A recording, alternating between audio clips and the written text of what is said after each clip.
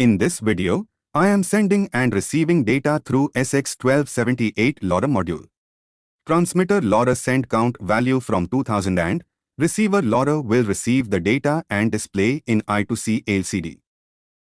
This communication will work up to 1 km if you use proper antenna for the LoRa module.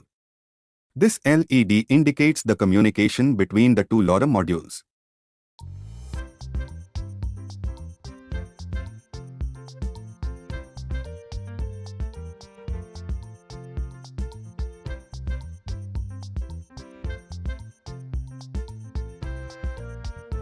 Please watch full video to make this project.